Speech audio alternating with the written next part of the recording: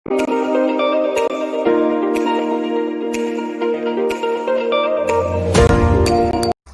वालेकुम। आज हम सेल वॉल सिंथेसिस इनहिबिटर की थर्ड ग्रुप जो है कार्बापेनम, इसको डिस्कस करेंगे डिटेल में, जिसमें हमारे पास कार्बापेनम की मोड ऑफ एक्शन होगी। हम फार्माकोकाइनेटिक्स को डिफ़ाइन करेंगे। हम ये डिफ़ाइन करेंगे कि कार्बापेनम में हमारे पास कौन कौन से मेडिकेशन अवेलेबल हैं, उसकी डोजेस क्या क्या है, कौन कौन से कंडीशन में हम दे सकते हैं, कार्बापेनम के हमारे पास साइड इफ़ेक्ट्स क्या है, एडवर्स इफ़ेक्ट्स क्या है। हम ये भी डिस्कस करेंगे कि कंट्रा इंडिकेशन क्या है हमारे पास कार्बापेनम्स के लिए, कॉशन क्या क्या है, नर्सिंग कंसिडरेशन या नर्सिंग असेसमेंट बिफोर कार्बापेनम क्या क्या है। आप कार्बापेनम लगा रहे हो पेशेंट को, उससे पहले हम क्या क्या जो है वो चेक करेंगे, और लास्ट में हम ड्रग कैलकुलेशन करेंगे। दो एग्जाम्पल लेंगे इसमें हमारे पास कि अगर हमारे पास इन्फ्यूजन है या इंजेक्टेबल फॉर्म में हम कार्बापेनम में कोई ग्रुप का कोई भी मेडिकेशन देते हैं, उसको बेसिकली कैलकुलेट किस तरह करेंगे। तो आपने वीडियो को आखिर देखना है ताकि सब कुछ आपको समझ में आ जाए। तो फर्स्ट ऑफ ऑल स्टार्ट लेते हैं हम कार्बापेनम से। कार्बापेनम जिस तरह हमारे पास मैकेनिज्म ऑफ एक्शन इसका सेल वॉल सिंथेसिस इनहिबिशन है कि ये बेसिकली हमारे पास बैक्टीरियल जो वॉल है उसके ऊपर क्या करती है, ड्यूरिंग सेल डिवीजन या अटैक करके उसको ख़त्म करती है। कार्बापेनम बेसिकली हमारे पास बैक्टीरियोसाइडल है, मतलब ये कि बैक्टीरिया को ख़त्म करती है। ये हमारे पास वो क्वालिटी ऑफ एंटीबायोटिक्स है जिसमें ये कैपेबिलिटी होती है कि जो ख़ासकर हमारे पास जो सीरियस इन्फेक्शंस होते हैं उनमें दिए जाते हैं। जिस तरह हमारे पास इंट्रा एब्डोमिनल सर्जरीज होती है उनमें दिए जाते हैं, या हमारे पास कॉम्प्लिकेटेड जो केसेस होते हैं उनमें दिए जाती हैं। अब ये दोनों इसकी अगर आप जो हमारे पास इफ़ेक्ट दे के इसके हमारे पास ग्राम पॉजिटिव और ग्राम पॉजिटिव दोनों के ख़िलाफ़ बेहतरीन इफ़ेक्ट करती है। इसी वजह से इसको हम ब्रॉड स्पेक्ट्रम एंटीबायोटिक और साथ में इसको बीटा लैक्टम इनहिबिटर भी कहा जाता है। ये यानी अगर आपके पास जो हमारे पास पेशेंट्स आते हैं उनमें अगर हमारे पास सीरियस इन्फेक्शंस नहीं है, क्योंकि इसकी आपको डोज जो है फिर यानी ड्यूरेशन पूरी करनी होती है। जिस तरह हमारे पास 1 वीक या 2 वीक के लिए इसकी डोजेस लेनी होती है, तो जब तक हमारे पास सीरियस इन्फेक्शंस नहीं होते तो कंसल्टेंट जो होते हैं या फिजिशियंस वो ये प्रिस्क्राइब नहीं करते। अब सबसे पहले अगर आप देखें तो इसमें हमारे पास जो ख़ासकर जो मेडिकेशन है वो सारे हमारे पास पेरेंटल रूट से दी जाती है, या IM या IV दी जाती है। ये हमारे पास यानी इसकी जो हमारे पास 4 ड्रग्स है, इसमें बेसिकली हमारे पास ये GI में हमारे पास एब्जॉर्ब नहीं होती है। जिस तरह अगर आप इसकी हमारे पास फार्माकोकाइनेटिक्स देख लिए तो ये GI में एब्जॉर्ब नहीं होती, इसी वजह से इसको दिया जाता है पेरेंटली। यानी अगर आप जितनी भी 4 इसकी कैटेगरी की मेडिसिन देखो, इसमें कोई भी मेडिसिन नहीं जो ओरल आप दे सकते हो। अब अगर इसके हम मेडिकेशन को देखें तो मेडिकेशन में 2 मेडिकेशन बहुत ज़्यादा यूज़ होती है। एक हमारे पास मेरोपेनम और दूसरी हमारे पास एमेपेनम। इसकी यूज़ बहुत ज़्यादा है।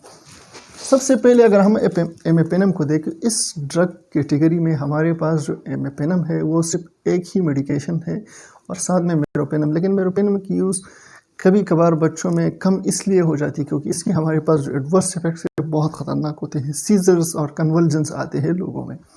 इसी वजह से एमेपेनम जो है सिर्फ बच्चों में दी जाती है। बाकी जो मेडिकेशन है वो बहुत रेयर उसकी यूज़ होती है हमारे पास पीड्स में। तो अगर आप डोजेज़ में देखो, एमेपेनम बेसिकली हमारे पास इस ग्रुप का पहले मेडिसिन है जिसकी हमारे पास डोज जो है एडल्ट में ये 500 mg की हमारे पास एक वॉयल आती है, ठीक है, पाउडर फॉर्म में। फिर इसको डाइल्यूट करना पड़ता है। अगर आप किसी पेशेंट को 500 mg की डोज स्टार्ट करते हो तो ये आप, क्योंकि इसकी हाफ लाइफ जो है 1 to 4 आवर है, इसी वजह से ये हम 6 आवरली पेशेंट्स को देते हैं। यानी अगर एक पेशेंट है उसको एडमिनिस्टर किया जाता है तो ये सिर्फ 4 टाइम्स अ डे दिए जाते हैं 6 आवरली। लेकिन अगर कभी कभार हमारे पास सीरियस ऑफ इन्फेक्शंस की वजह से जो है अगर डोज बढ़ाया दिया जाता है तो वो 500 से लेकर 750 mg तक बढ़ाया जाता है, जो फिर BD में लगता है। तो बेसिकली फ्रिक्वेंसी इसकी QID है या आप 2 आवरली या हमारे पास जो है BD में यूज़ होती है। पीड्स में अगर देखें तो इसकी हमारे पास जो डोज है वो 25 mg पर kg है, जो आप बच्चों में भी BD में दिया जाता है। फिर हमारे पास इस ग्रुप की जो दूसरी मेडिकेशन है वो हमारे पास है डोरिफेनम। इसकी यूज़ जो है बहुत ज़्यादा रेयर है। इसकी हमारे पास जो डोज है वो 500 mg एडल्ट्स में सिर्फ दिए जाते हैं। जो टीआईडी होती है 8 आवर्ली दिया जाता है। लेकिन इसकी मेडिकेशन अगर किसी पेशेंट को लगाते हो तो इन्फ्यूजन, क्योंकि ये सारे मेडिसिन जो है ये हाईली सेंसिटिव होते हैं, इसी वजह से इनको इन्फ्यूजन में दिया जाता है, ज़्यादा टाइम में पेशेंट को दिया जाता है। तो अगर आप 500 mg एक पेशेंट को लाते हैं तो आप इन्फ्यूजन में लगाते हो ताकि वो 1 आवर में ख़त्म हो जाए, और 8 आवर्ली देते हैं। फिर हमारे पास मेरोपेनम है। मेरोपेनम इस क्लास की जो पुरानी है और सबसे ज़्यादा यूज़ होने वाली इस क्लास की मेडिसिन है। लेकिन इसमें एक जो हमारे पास एडवर्स इफेक्ट्स है, ख़ासकर जीआई टॉक्सिसिटी, वो बहुत ज़्यादा है। इसी वजह से इसकी जो यूज़ है रेयर होती है या विद इन ऑब्जर्वेशंस होती है। इसकी जो मेडिकेशन है हमारे पास एडल्ट्स में 1 ग्राम हम देते हैं टीआईडी में। फिर हमारे पास जो है अर्टापेनम है। अर्टापेनम इस ग्रुप की मेडिकेशन हमारे पास 4th नंबर पे आती है, जो हम एडल्ट में देते हैं 1 ग्राम पूरी। इस ग्रुप में अगर आप, ये हमारे पास 3 मेडिकेशन है, ठीक है। इन 3 मेडिकेशन में हमारे पास इन सब की हमारे पास क्या है 1 आवर्ली। इसकी जो हाफ लाइफ है 1 आवर्स 1 to 2 या 1 to 4 जो है वो हमारे पास हाफ लाइफ है। लेकिन अर्टापेनम बेसिकली हमारे पास इसकी जो हाफ लाइफ है वो 4 आवर है। इसी वजह से इसको हम, जो हमारे पास फ्रिक्वेंसी है वो है ओडी, यानी पूरी दिन में एक दफ़ा इसको दिया जाता है। अब फार्माकोकाइनेटिक्स को अगर आप देखो तो फार्माकोकाइनेटिक्स में हमारे पास ये मेडिसिन जीआई में एब्जॉर्ब नहीं होती, इसी वजह से इसको इंट्रावीनस देना पड़ता है या आईएम देते हैं। आईएम में जो है इसकी जो एब्जॉर्बेंस है वो बहुत बेहतर होती है, लेकिन इसकी जो इफेक्टिवनेस है आईवी में बहुत ज़्यादा होती है। जीआई में एब्जॉर्ब नहीं होती, इसलिए पेरेंटली दिया जाता है। क्योंकि ये हमारे जो बॉडी फ्लूइड्स है और टिश्यूज, इसमें एब्जॉर्ब बहुत बेहतर होती है। साथ में इसकी जो एक्सक्रीशन है वो यूरिन के ज़रिए होती है। अब यहाँ पे एक चीज़ आपको समझना पड़ेगा कि हमारे पास जो इमेपेनम है, इस ग्रुप की मेडिकेशन इमेपेनम, ये इमेपेनम बेसिकली हम अगर किसी पेशेंट को हम देते हैं तो इसकी जो कंसंट्रेशन यूरिन में होती है वो बहुत ज़्यादा कम होती है। क्यों? क्योंकि हमारे पास जो किडनी का एंजाइम है डाइपेप्टाइडेज, वो बेसिकली क्या करता है, वो यहाँ पे इसको इनएक्टिवेट करता है यूरिन की एक्सक्रीशन को। इसी वजह से हम इमेपेनम का, आप खासकर आप लोगों ने देखा होगा जो क्लेस्टाटिन है वो इसके कम्बिनेशन में बहुत ज़्यादा यूज़ होती है। वो इसलिए यूज़ होती है क्योंकि ये हमारे पास डाइपेप्टाइज इनहिबिटर है, डाइपेप्टाइज इनहिबिटर। जब आप इमेपेनम के साथ क्लेस्टाटिन कम्बिनेशन में दे देते हैं तो वो क्या कर देते हैं, वो इसकी हमारे पास जो 70% आप इमेपेनम है वो फिर एक्सक्रीट होती है थ्रू यूरिन। इसी वजह से आप लोगों ने देखा होगा कि इमेपेनम जो ज़्यादा यूज़ होती है, इसकी कम्बिनेशन में ख़ासकर हमारे पास क्लेस्टाटिन आती है। तो क्लेस्टाटिन बेसिकली हमारे पास डाइपेप्टाइज इनहिबिटर है जो यूरिन की रिटेंशन को क्या अलाउ कर देती है, और इमेपेनम बेसिकली 70% हमारे पास यहाँ से यूरिन के ज़रिए एलिमिनेट हो जाता है। अब थोड़ा सा फोकस करते हैं साइड इफ़ेक्ट्स, एडवर्स इफ़ेक्ट्स, कंट्राइंडिकेशंस और हमारे पास नर्सिंग कंसिडरेशन। जिस तरह आम एंटीबायोटिक में हमारे पास साइड इफ़ेक्ट्स होते हैं, इसी तरह इसमें हमारे पास नौजिया, वोमिटिंग और डायरिया, ये बहुत कॉमन है हमारे पास सारे एंटीबायोटिक्स में, इसमें भी कॉमन है। लेकिन इसकी जो एडवर्स इफ़ेक्ट्स है, इसी वजह से इसका यूज़ खासकर पीड्स जो हमारे पास होता है उसमें कम होता है, क्योंकि इसकी जो एडवर्स इफ़ेक्ट्स है वो बहुत ख़तरनाक होती है, जिसमें हमारे पास रैशेस है, पूरी बॉडी के ऊपर रैशेस आ जाती है, या हमारे पास ड्रग फीवर, मतलब है एक पेशेंट को आप टेम्परेचर को कम करने के लिए, बैक्टीरियल इन्फेक्शन को कम करने के लिए आप एंटीबायोटिक लगा रहे हो। लेकिन अगर ऐसे कभी कभार कुछ पेशेंट में ऐसा हो जाता है कि इसको लगाने के बाद टेम्परेचर और राइज होता है, जिसे हम ड्रग फीवर कहते हैं, वो होती है एडवर्स इफेक्ट। और हमारे पास सीजर, बहुत सारे पेशेंट्स में जो है इसकी रिपोर्ट की गई है कि जब भी आप जो है कार्बापेनम ग्रुप देते हैं उसमें ज़्यादा नहीं है, बहुत कम है, लेकिन रिपोर्ट हुई है कि सीजर जो है ऐसे पेशेंट्स में इस एडवर्स इफेक्ट देखे गए हैं। अगर आप कंट्राइंडिकेशन और कॉशन में देखें तो हमारे पास एलर्जीज़, जिन लोगों को एलर्जीज़ होती हैं उनको नहीं दी जाती। जिनमें जो है हाइपर सेंसिटिविटी पाई गई हो उनको नहीं देते, या जो हमारे पास सीज़र के डिसऑर्डर्स, क्योंकि इसकी वजह से जो इफ़ेक्ट्स है सीज़र की है, तो सीज़र के जो डिसऑर्डर्स होते हैं उन पेशेंट में जो है असेसमेंट के बाद दिए जाती हैं या डोज एडजस्टमेंट के साथ दी जाती है।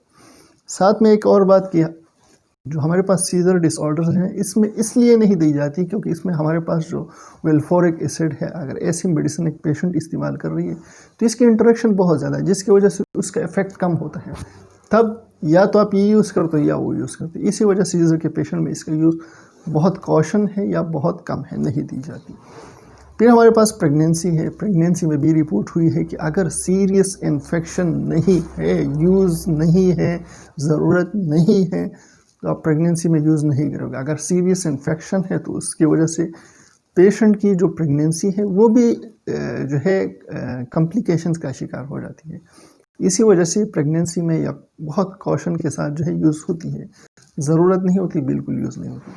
या जो हमारे पास लैक्टेटिंग मदर्स है, लैक्टेटिंग मदर्स के ऊपर इफ़ेक्ट तो बेहतर करेगा, मतलब ये जो बैक्टीरियल इन्फेक्शन ख़त्म करेगा, क्योंकि ये ब्रेस्ट मिल्क में जो है ट्रांसफ़र होती है। इसी वजह से जो हमारे पास साइड इफ़ेक्ट्स और जो हमारे पास एडवर्स इफ़ेक्ट्स हैं, ये हमारे पास इन्फेंट जो होते हैं जिनको मिल्क दिया जाता है उसमें ये इफ़ेक्ट्स देखने के चांसेस होते हैं। इसी वजह से लैक्टेटिंग मदर्स में डोज एडजस्टमेंट या उसके साथ जो है दी जाती है। एक और बात, हमारे पास इस ग्रुप में जो सबसे ज़्यादा हाफ लाइफ वाली ड्रग है आर्टापेनम। आर्टापेनम की जो रिसर्च है उसमें यह है कि आप जो 18 ईयर से कम लोग होते हैं उनको बिल्कुल नहीं दी जाती, यानी आप उन पेशेंट्स को नहीं देंगे जिनकी एज हमारे पास 18 ईयर से कम हो। अब अगर नर्सिंग कंसिडरेशन में देखें, मतलब यह कि आप एक पेशेंट को कार्बापेनम लगाने जा रहे हैं तो आपने क्या याद रखना है, आप ए ट्रिपल पी है और ए है। सबसे पहले जो ए है हमारे पास असेसमेंट है। असेसमेंट किस चीज़ के लिए, अब आप लोग कहेंगे कि असेसमेंट किस चीज़ के लिए, तो हमारे पास जो कंट्राइंडिकेशन है और जो कॉशन है उसके लिए। पेशेंट को आप क्या करोगे, असेस करोगे कि भाई कई पेशेंट को seizure, hyper sensitivity, lactating mother या प्रेगनेंसी तो नहीं। परफॉर्म आप क्या करोगे, आप जो है बेस लाइन जो डेटा होती है उसके लिए आप क्या करोगे,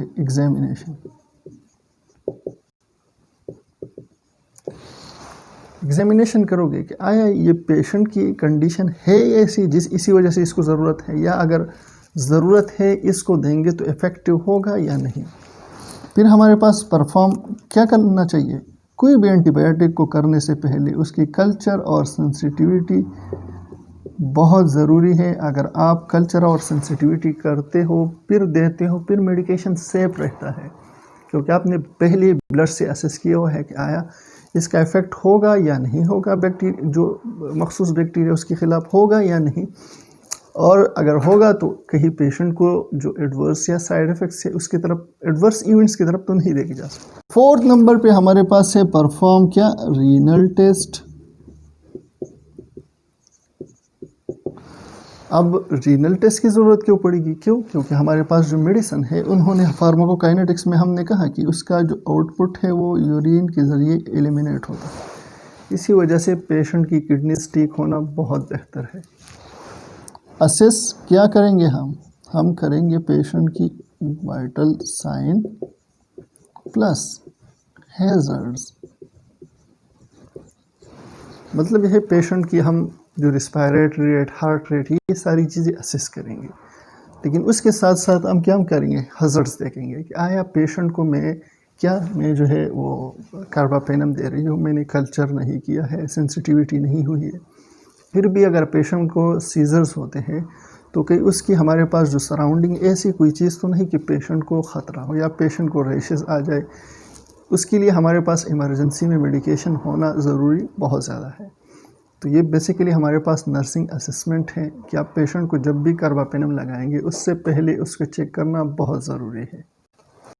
अब यहाँ हम एक एग्जाम्पल लेते हैं कि हमारे पास जो इमिपेनम है उसको एक पेशेंट है, पोस्ट लेप्रोटमी का पेशेंट है, उसको ऑर्डर मिला है कि आप 750 mg जो है इस पेशेंट को आप लगा दो, लेकिन 2 घंटे में। अब यहाँ पे हमारे पास एक इन्फ्यूजन की डाइल्यूशन आती है, तो आप यहाँ पे बेसिकली हमारे पास इन्फ्यूजन को डिवाइड किस तरह करोगे। अब ये आपके ऊपर डिपेंड करता है कि आप इसको ये 750 mg को आप 100 ml में डाइल्यूट करते हो, ये 50 mg को आप 50 ml में डाइल्यूट करते हो। ये आपके ऊपर डिपेंड है और उस बंदे के ऊपर डिपेंड है जिन्होंने प्रिस्क्राइब किया हुआ है। लेकिन अगर आप 100 ml में डाइल्यूट करते हो तो मैं थोड़ा सा आपको ये बताते हो कि ये कितनी ml पर आवर आप जाएगा, आप सेट किस तरह करेंगे और हमारे पास जो ड्रॉप्स पर मिनट है वो किस तरह होंगे। ये आपने ले लिया कि आप हमारे पास जो 750 mg है, ठीक है, ये हमारे पास 100 ml में डाइल्यूट हुआ। तो टोटल अगर हम ml पर आवर मालूम करते हैं उसके लिए हमारे पास है total fluid divide by total hours. Total fluid हमारे पास 100 ml में हमने डाइल्यूट किया, हावर्स हमारे पास कितने थे, 2। तो ये हमारे पास हो गया 50 ml पर आवर। अगर आपने 50 ml में डाइल्यूट किया है तो हमारे पास ये रहा 25 ml पर आवर। अगर आपसे क्वेश्चन में पूछा जाए कि हमारे पास 750 mg है, आपने 2 घंटे में लगाना है तो कितना एमएपेनम 1 घंटे में जाएगा। तो 270 को बिल्कुल 2 पे डिवाइड करो, हमारे पास 375 आएगा। तो ये आप इसको डिवाइड कर सकते हो ड्रग को। अब यहाँ पे हमारे पास फ्लूइड इन्फ्यूजन की बात हो रही है, तो 100 ml में हमने डाइल्यूट किया है, 2 घंटे में 50 ml पर आवर जाएगा उसके लिए।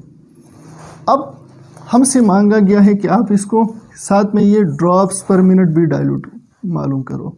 तो ड्रॉप्स पर मिनट के लिए हमारे पास फार्मूला क्या है, वो है ml per hour multiply by drop factor divide by time.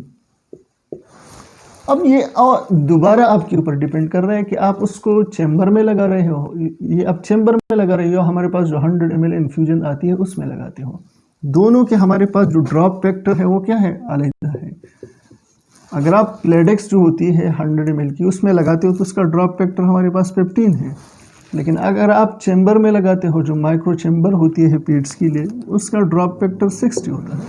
फिर आपके ऊपर डिपेंड करता है। अब इसके ऊपर हम डाइल्यूट ml पर आवर हमने निकाला है, 50 हो गया। अगर आप एडल्ट में लगा रहे हो, बड़े प्लेडेक्स में लगा रहे हो, तो प्लेडेक्स हमारे पास 50 उसका ड्रॉप फैक्टर होता है। उसके नीचे जो ड्रिप सेट लगा होता है वो चैम्बर हमारे पास 15 ड्रॉप फैक्टर है उसका, और टाइम हमारे पास 1 घंटे में 60 मिनट है। तो 0 0 के साथ चला गया, 5 15 75, नीचे 6 आया। अब 6 को 6 1 6 और 1 यहाँ आ गया, तो 6 2 12, ठीक है, 13 3 हो गया, 6 5 तो हमारे पास 12.5 ड्रॉप्स पर मिनट जब हम लगाएंगे तो 50 ml पर आवर जाएगा। 50 ml पर आवर लगाएंगे तो पेशेंट को 100 ml 2 घंटों में चला जाएगा। इसका बिल्कुल आसान तरीका है। लेकिन आप इसको दोबारा, अगर आपके पास माइक्रो चैम्बर है, प्लेडेक्स नहीं है, माइक्रो चैम्बर है पीड्स का, तो उसका क्या करोगे, 50 ml पर आवर आपके पास 50 है, उसका ड्रॉप फैक्टर हमारे पास क्या होता है 60, टाइम हमारे पास क्या है 60 के साथ चला गया। तो हम 50 ड्रॉप्स पर मिनट हम चैम्बर में लगाएंगे। तो वो चैम्बर में हमारे पास अगर 50 ड्रॉप्स पर मिनट होगा तो पेशेंट को जाएगा 50 ml पर आवर। 50 ml हर जाएगा, हमारे पास 100 ml 2 घंटों में जाएगा। अब यहाँ पे हमारे पास एक दूसरा एग्जाम्पल है कि एक पेशेंट है, वो उसका THR हो चुका है, टोटल हिप रिप्लेसमेंट हो चुका है। उसको जो कंसल्टेंट ने ऑर्डर किया है 1 ग्राम ऑफ मेरोपेनम, और आपके पास जो अवेलेबल स्टोर में अवेलेबल है वो 500 mg है। तो आप पेशेंट को कितना ml दोगे कि पेशेंट को 1 ग्राम चला जाए। अब यहाँ पे आप लोगों ने बहुत ज़्यादा ज़रूरी है कि ये बेसिकली हमारे पास इंजेक्शन है, तो इसका जो फार्मूला है desire dose multiply by volume divide by available dose. यहाँ पे जो वॉल्यूम है वो बहुत ज़्यादा मैटर करता है। मैटर इसलिए करता है कि वो आपके ऊपर डिपेंड करता है कि ये डाइल्यूट नहीं हुआ है, आप इसको डाइल्यूट करोगे तो आप डाइल्यूट करके कितना लगाओगे। तो यहाँ पे हमारे पास अगर आप इसको 10 ml में डाइल्यूट करते हो या 5 ml में डाइल्यूट करते हो, 100 ml में डाइल्यूट करते हो, वही आपका वॉल्यूम है। अब सबसे पहले हमारे पास जो इंजेक्शन मेरोपेनम है डिज़ायर डोज, वो हमारे पास है 1 ग्राम। तो ग्राम, यहाँ पे ग्राम है, यहाँ पे हमारे पास mg है, तो हमने ग्राम को कन्वर्ट करना है। 1 multiply by 1000 is equal to 1000 mg। इसको हमने 1000 mg में कर दिया कन्वर्ट। तो अब हमारे पास जो डिज़ायर डोज है वो 1000 mg है। मेरोपेनम को आपने किसने, ये 500 mg को आपने कितनी में डाइल्यूट किया, आपने पाइप में डाइल्यूट कर दिया, और आपके पास जो डिज़ायर डोज है वो अवेलेबल डोज है वो 500 है। ये इसके साथ चला गया, ये पेप्टी 5। इस पेशेंट को क्या आप 10 ml दोगे, मतलब ये है आपने 5 ml में एक को डाइल्यूट किया है 500 mg को, जो क्या है वो कम है। इसके लिए आपको दूसरा एक वाइल जो है वो प्रिपेयर करना पड़ेगा और पेशेंट को देना पड़ेगा। तो ये 5 ml हमारे पास ये, और 5 ml हमारे पास, और तो वो क्या हो जाएगा, वो इससे बन जाएगा 10 ml। तो हमारे पास 5 ml यहाँ क्या है, वो 500 mg है। दूसरा 5 ml तैयार करेंगे 500 mg, पेशेंट को 1000 का चला जाएगा। अब अगर आपके पास यहाँ पे वॉल्यूम क्या है, वो 10 है, ठीक है, आपने 10 में डाइल्यूट कर दिया, तो 10 इसको 10 के साथ भी कर लेते हैं। 10 में डाइल्यूट कर दे तो हमारे पास जो 20 है 20 के साथ चले गए। यहाँ पे हमारे पास आया 100 डिवाइड बाई 5, यानी 20 ml देंगे। अगर हमने एक 500 mg को 10 ml में डाइल्यूट कर दिया, फिर भी हमें 20 ml देना पड़ेगा, मतलब यह एक और वाइल लेना पड़ेगा, जिससे हमारी जो क्वांटिटी है मेडिसिन की, यानी 1 ग्राम की, वो पूरा हो जाएगा।